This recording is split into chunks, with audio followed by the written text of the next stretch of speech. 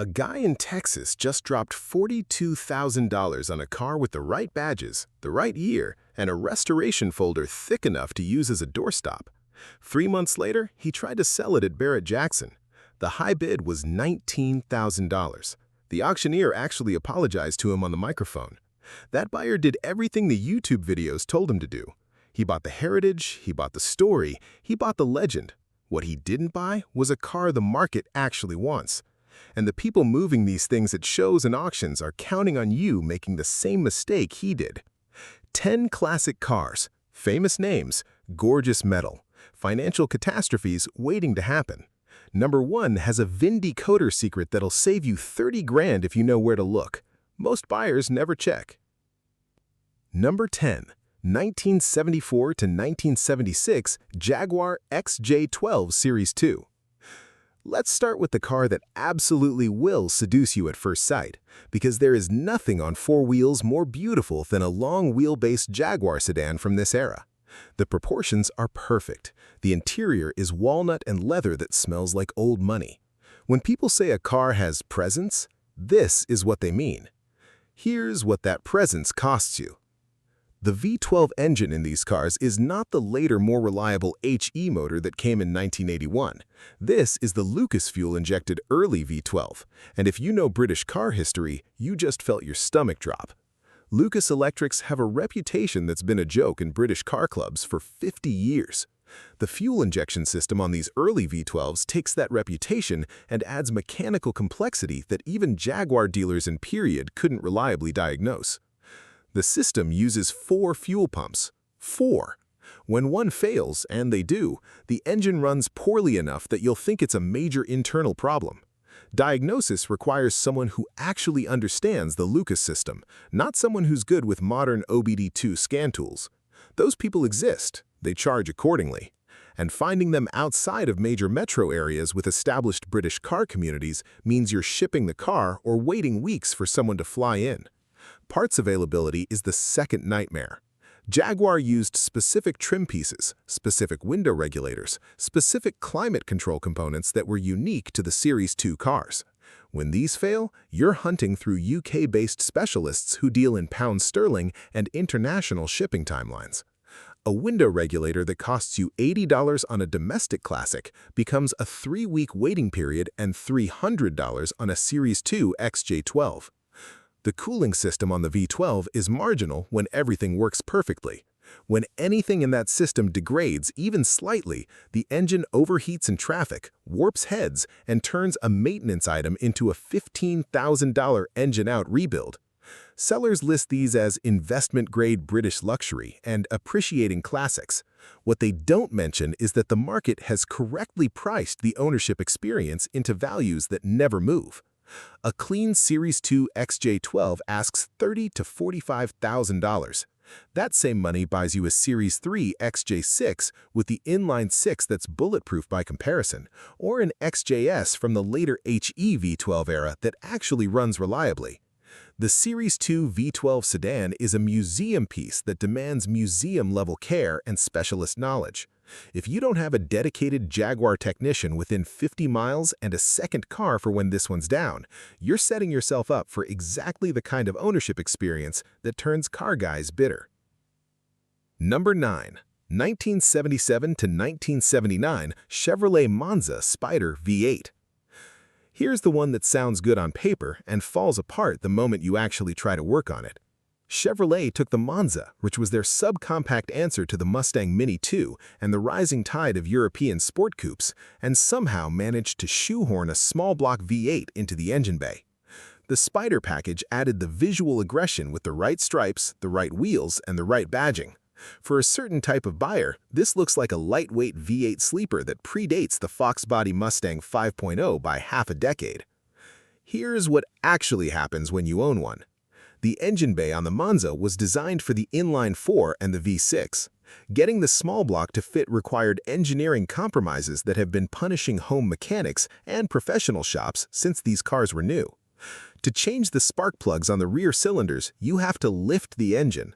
Not it's tight but doable. You physically cannot access those plugs without raising the motor off its mounts. Exhaust manifolds crack from heat cycling, and they crack in ways that require you to pull the engine to replace them correctly. Replacing the starter involves removing the right side engine mount and jacking the engine to create enough clearance to get the starter out. The Z-bar clutch linkage, if you're lucky enough to have a 4-speed car, runs through a routing so convoluted that adjusting it correctly requires patience that most people simply don't have. The aftermarket for these cars never developed the way it did for Camaros or Chevelles. Performance parts exist, but they're expensive and limited. Finding body panels, interior trim, or glass specific to the Monza means dealing with a smaller parts network that hasn't had sustained commercial support since the 1980s. And here's the part that really stings. The performance doesn't match the effort. The 305 small block that came in most of these cars made around 145 horsepower in 1977, choked down by emissions equipment and a camshaft profile designed for economy, not for power. You're working twice as hard as you would on a comparable Camaro for a car that runs half as well and commands a third the resale value. The Monza V8 gets mentioned in future collectible articles written by people who don't actually work on cars. The people who do work on them will tell you to buy a Camaro. Listen to the people with the wrenches. Number 8. 1982 to 1983 DMC DeLorean. High mileage examples. I know what you're thinking. The DeLorean isn't some obscure forgotten sedan. It's a cultural icon. Back to the Future made this thing bulletproof in terms of recognition. And you're right, everybody knows this car. That doesn't mean everybody should own one. Let me be specific, because there are DeLoreans that are worth buying, and there are DeLoreans that will financially cripple you. The difference is mileage, condition, and how honest the seller is about what partially restored means. A low-mileage DeLorean with proper documentation, records of the common fixes, and a frame that's been inspected for the infamous epoxy issues is a completely different machine than the $30,000 example sitting at a small dealership with 78,000 miles and a story about how it just needs minor sorting. The PRV V6 in these cars is not a DeLorean product. It's a joint venture motor from Peugeot, Renault, and Volvo that was already outdated when John DeLorean picked it. Parts for the engine are available, but they come from European sources with European pricing. The fuel injection system is Bosch K-Jetronic, which is reliable when maintained, but expensive and complicated when neglected. The stainless steel body panels don't rust, but they do dent, and they dent in ways that are nearly impossible to repair correctly because you can't use traditional bodywork techniques on stainless. Specialists exist who can work the panels, but they charge rates that reflect the skill level required. A door ding that costs you $200 on a normal classic becomes a $1,200 repair on a DeLorean. The frame is mild steel. It rusts. Early cars had frames bonded with epoxy that deteriorates over time. If the epoxy has failed and nobody's addressed it, you're looking at a frame-off restoration just to make the car structurally safe. That's a $15,000 to $20,000 repair before you've touched the cosmetics or the mechanicals. The high-mileage cars show up at auctions and at smaller classic dealers priced like they're investment grades simply because they say DeLorean on the title. They're not. They're project cars wearing the skin of a movie star. The market knows this. Buyers get starry-eyed and forget to check for brain and spine issues. A proper DeLorean with documentation and proper maintenance will hold value. A high-mileage example bought cheap becomes expensive the moment you try to sort it correctly. Know which one you're actually buying before the wire transfer goes through. Number 7. 1975 to 1980 Triumph TR7 Federal Spec. The TR7 has the single most optimistic advertising slogan in automotive history: the shape of things to come. What actually came was a parts supply nightmare and a reliability record that killed British Leyland's reputation in North America for good. The TR7 was supposed to be the affordable British sports car for the smog-era 1970s.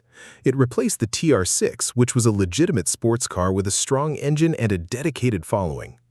The TR7 came with a 2-liter inline-4 making roughly 90 horsepower in federal emissions spec, wrapped in wedge-shaped styling that divided opinion the moment it appeared.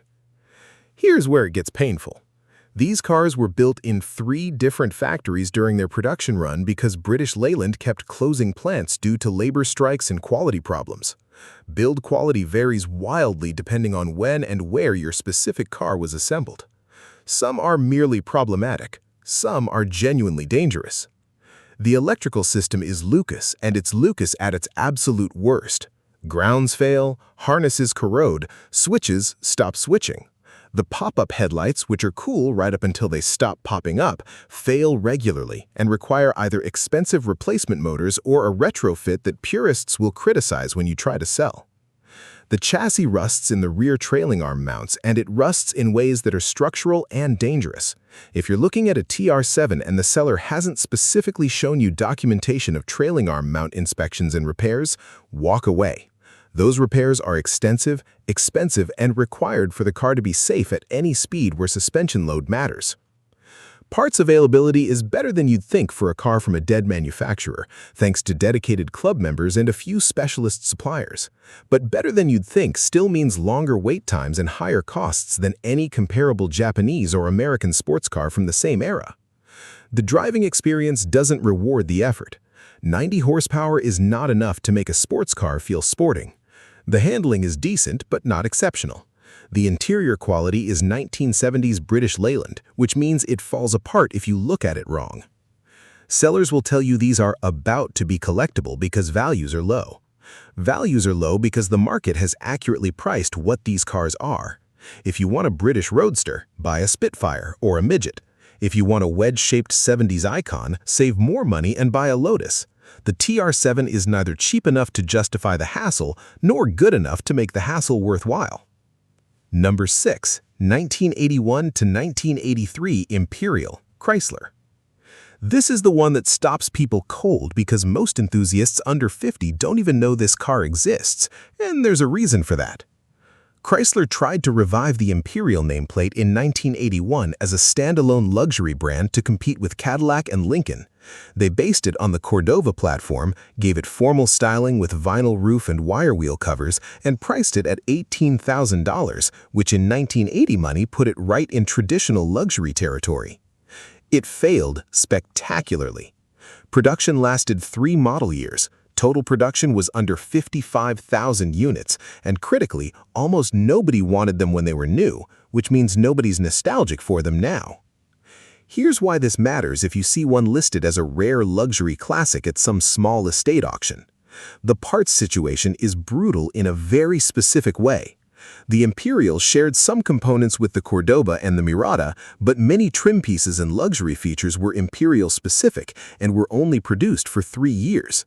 When those parts break, you're hunting through a network of Mopar specialists who may or may not have what you need. The fuel-injected 318 V8 was Chrysler's first attempt at electronic fuel injection in a production car. It was not ready for production. The system failed regularly, and most surviving cars have been converted back to carburetors just to keep them running. If you find one with the original EFI still intact and functional, congratulations! You own a system that almost nobody knows how to diagnose, and replacement parts are either NOS units at collector prices or non-existent. The digital dashboard, which was cutting edge for 1981, used vacuum fluorescent displays that have been dying slowly for 40 years. Replacement displays don't exist. Repair requires specialists who work on vintage electronics and charge accordingly. And the market doesn't care. Imperial was a great name in the 1960s and early 1970s. By 1981, it was a badge on a car nobody asked for. Clean examples ask for $15,000 to $25,000, which sounds reasonable until you price out what it costs to keep one of these things correct and functional. You'll spend the value of the car just maintaining it over 5 years. This isn't an hidden gem. It's an orphan product from a troubled era that the market has priced exactly correctly. Number 5. 1980 to 1982 Corvette 305 California Crossfire Injection. We're at number 5, and this is where the list turns genuinely dangerous, because this is the first entry that wears a badge people will actually fight you over. The Corvette is a sacred name in American performance. That's not up for debate. But not every Corvette deserves the respect that name carries, And the 1980 to 1982 California spec cars with the 305 engine are proof. Let me be absolutely precise here, because precision is the only thing standing between you and a very expensive mistake. The standard Corvette in 1980 came with a 375 cubic inch V8. It wasn't a great engine by Corvette standards, choked down by emissions equipment and producing around 190 horsepower, but it was a 350 in a Corvette, and that means something.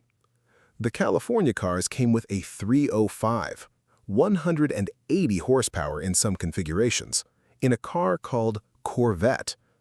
That power figure is not a typo, it's not exaggeration, it's what actually came from the factory, and it's what you're going to get if you don't check the engine code before you buy.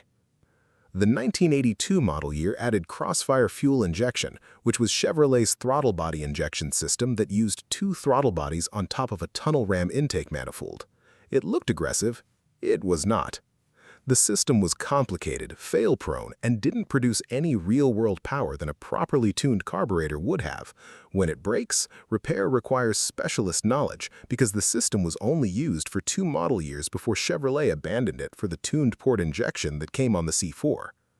Sellers don't always disclose the 305 clearly. They'll list Corvette California car like that's a positive thing because California cars supposedly don't rust. What they're not telling you is that the California emissions package included the smaller engine that nobody wanted then and nobody wants now. The market has priced this correctly. A 350 cubic inch V8 Corvette in 1980 in good condition is worth real money. A 305 California car is worth substantially less. The gap between those two prices is where informed buyers live, wondering why their Corvette doesn't feel like a Corvette and why the resale value never moves. Before you buy any C3 Corvette from the late Malaise era, pull the VIN and decode it, check the engine displacement, verify what you're actually buying. The door tag and the title don't lie, but the seller's description absolutely will. Number 4. 1975 to 1976 Cadillac Seville, first generation, high mileage. Here's the one that'll upset the Cadillac people, and I understand why, because the first-generation Seville is legitimately important in Cadillac history. It was Cadillac's response to the Mercedes-Benz sedans that were eating their lunch in the luxury market. It was smaller, more efficient, better handling, and genuinely well-engineered for what it was trying to do. The problem is that what survives today, 50 years later, is mostly high-mileage examples that have been through multiple owners who deferred maintenance because it's just a Cadillac. The Oldsmobile-sourced 350 cubic inch V8 in these cars is a solid engine when maintained. When it's not maintained, it develops the same problems every neglected small block develops, except parts and labor cost more because it's in a Cadillac, and everything in a Cadillac is more expensive to access and replace. The fuel injection system is Bendix electronic fuel injection, which was advanced for 1975 and is a nightmare in 2025. The system works beautifully when every sensor and connection is perfect. When anything degrades, the engine runs poorly, idles rough, and stumbles under load in ways that are difficult to diagnose without someone who actually understands the Bendix system. Most mechanics under 40 have never seen one. The high-mileage examples show up at estate sales and smaller auctions priced like they're collectible Cadillacs because the seller's uncle bought it new and it's always been reliable. 140,000 miles on a 1975 Seville means 50 years of deferred maintenance, aged rubber components, dried-out weather stripping, failing vacuum systems for the climate control and headlight doors, and an interior that's deteriorating in ways that replacement parts don't exist to fix correctly. The first-gen Seville is an important car. If you find a low-mileage original example with records, it's worth considering. The high-mileage project cars are money pits wearing Cadillac crests. Know the difference before the estate sale pressure gets to you. Number 3. 1971 to 1973 Mercury Cougar XR7 convertible, 351C 2V.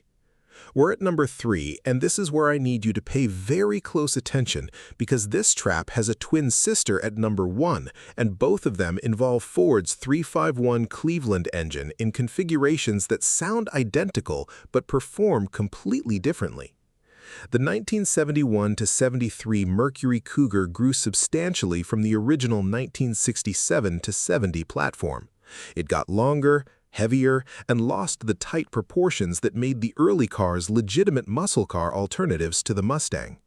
The convertible model added weight and flex, and the XR7 trim added luxury features that added even more weight to a platform that was already struggling with size. The 351 Cleveland engine came in two versions. The four-barrel car with the open-chamber heads breathed well, made real power, and represents what the XR7 was supposed to be. The two-barrel car with the closed-chamber heads made around 240 horsepower, which, in a 4,000-pound convertible with luxury features and air conditioning, is not enough to feel remotely sporty. Here's the trap. Both engines say 351C on the door tag. Both cars wear XR7 convertible badges. From 15 feet away at an auction or a car show, they look identical. Sellers who either don't know the difference or choose not to mention it list these as XR7 convertible 351 V8 and let buyers assume they're getting the performance motor. The cost to restore a Cougar convertible is substantial regardless of engine. The convertible top mechanism is complicated and expensive to rebuild correctly. The body is prone to rust in the torque boxes and the shock towers, same as the Mustangs from this era. Interior trim specific to the XR7 package costs more than standard Cougar parts. When you've spent $30,000 to $40,000 restoring what you thought was a four-barrel car and you discover it's a two-barrel, you've just invested in a car the market values at $20,000 less than what you have into it. The solution is simple. Before you buy, check the engine code on the door tag. Have a pre-purchase inspection done by someone who knows these cars. Ask specifically which heads and which carburetor the car has. If the seller can't or won't provide that information, walk away. The four-barrel XR7 convertibles are genuinely nice cars if you accept what they are. The two-barrel cars are expensive disappointments. The door tag will tell you which one you're buying if you know to check it. Number 2. 1974 to 1977 Bricklin SV-1. All. This is the one that absolutely will seduce you with pure audacity, because there is no car on this list with a more absurd origin story and a more painful ownership experience than the Bricklin SV-1. Malcolm Bricklin convinced the Canadian government to fund production of a safety sports car built in New Brunswick with gull-wing doors, a color-impregnated acrylic body, and safety features that were supposed to make it the thinking person's alternative to a Corvette. Production lasted from 1974 to 1975. Total production was under 3,000 cars. The company went bankrupt, owing the Canadian government millions, and the cars that survived are now listed as rare Canadian sports cars, like rarity equals value. Here's what rarity actually equals on a Bricklin. The gull-wing doors use hydraulic rams to open and close. The system is slow, fail-prone, and requires maintenance that most owners simply don't do. When the system fails, the doors don't open, which means you're climbing in through the hatch or you're not driving the car. Replacement hydraulic components are available through the Bricklin Club, but they're expensive and installation requires someone who understands the system. The acrylic body doesn't rust, but it does crack, fade, and discolor in ways that are nearly impossible to repair correctly. The color is impregnated into the acrylic, which means you can't repaint it. If your car is sun-damaged or has stress cracks in the body panels, you're either living with it or you're sourcing NOS panels that don't exist. The drivetrain came from AMC, which means the engine and transmission are the easy parts. Everything else is Bricklin-specific and exists in a parts network that's kept alive by passionate club members who have been reproducing components in small batches for 40 years. That's admirable. It's also slow and expensive. The Bricklin ownership experience is for people who genuinely love weird automotive history and have the budget and patience to deal with a car that will never be reliable and will never appreciate enough to justify the investment. If that's you, buy one with your eyes open. If you're buying because you think gull-wing doors and low production numbers equal future value, you're making a mistake that'll cost you $30,000 over 5 years. Number 1. 1971 to 1973 Ford Mustang Mach 1 351C 2V. Here it is, number 1. The single most financially dangerous classic car trap in the American market. And it's dangerous for one specific reason. It wears the most valuable badge in American performance history, and 90% of buyers never check the one number that determines whether they're buying a real Mach 1 or an expensive imposter. Let me be precise, because precision here is worth $30,000 of your money. The 1971 to 1973 Mustang is already a controversial car. These are the biggest, heaviest Mustangs ever made. They're 6 inches wider, 10 inches longer, and 600 pounds heavier than the 1965 original. Some people love the aggressive styling. Some people think they represent everything that went wrong with American muscle. Both opinions are valid. The Mach 1 was the performance version. It came with a shaker hood scoop, sport slats on the rear window, stripes, and all the visual aggression you'd expect from a car wearing the Mach 1 name. Here's what most people don't know. That same Mach 1 package was available with 2 completely different 351 Cleveland engines, and one of them has absolutely no business being in a performance car.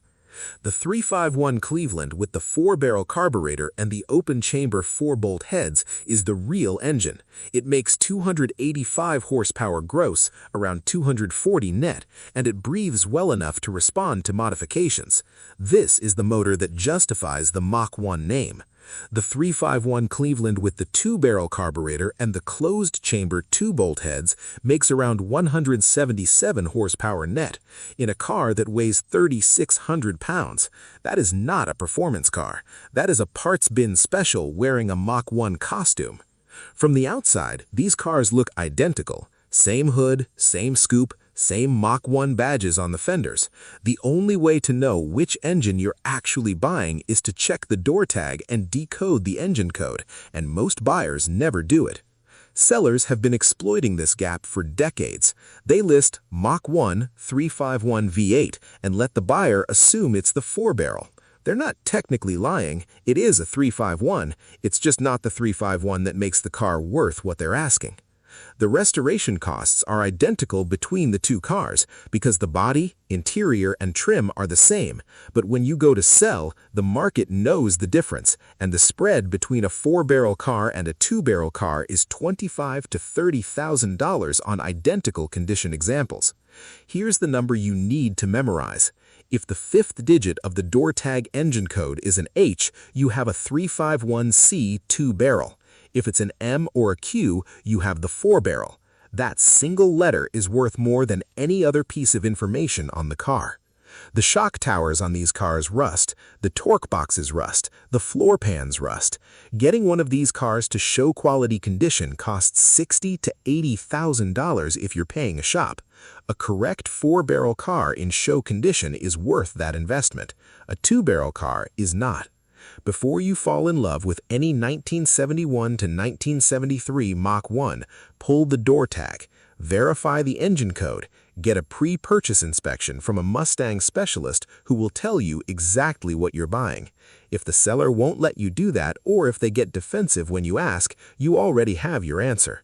This is number 1 on the list because it combines the most dangerous elements in the classic car market: a legendary name, gorgeous styling, and a hidden specification that determines whether you're buying a $60,000 classic or a $30,000 mistake.